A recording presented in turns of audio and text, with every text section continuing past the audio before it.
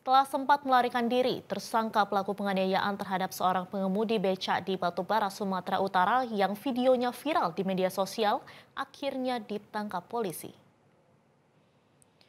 Pelarian tersangka Ilham berakhir setelah dirinya ditangkap personel Satuan Reserse Kriminal Polres Batubara dan Unit Reserse Kriminal Polsek Labuhan Ruku di kawasan Belawan, Medan.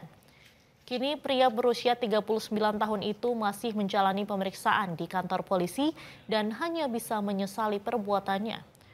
Penganiayaan terhadap pengemudi becak bernama Usman, 58 tahun, terjadi di Jalan Rakyat, Kelurahan Tanjung Tiram, Batubara, akhir April 2024 lalu. Peristiwa dipicu karena tersangka tidak terima ditegur sebab menghalangi jalan becak korban. Akibat penganiayaan itu, korban mengalami luka-luka dan harus dirawat di rumah sakit. Aksi brutal tersangka itu terekam CCTV warga. Pasca videonya viral, polisi kemudian membentuk tim untuk mengejar tersangka. Kapolsek Labuhan Ruku, AKP Riswanto mengatakan tersangka sudah 2 kali dihukum pidana penjara karena kasus narkoba.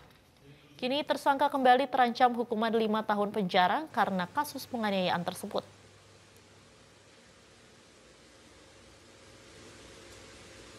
Untuk pelaku viral yang kemarin, saat ini sudah tertangkap dengan instruksi daripada pimpinan Bapak Kapolres Batubara. Kami membuat tim dari Polsek dan dari Satreskrim Polres Batubara. Alhamdulillah untuk tersangka sudah kami dapat. Tertangkap di mana pelaku? Pelaku kami tangkap di Medan Belawan, Jalan Salak. Bang, pelaku merupakan residivis ya bang, yang informasinya bang, gimana? Ya, benar, pelaku memang residivis. Sudah berapa kali pelaku masuk penjara bang? Pelaku sudah 2 kali masuk penjara. Terus bang, ancaman hukuman sendiri terhadap pelaku apa bang? Ancaman untuk pelaku.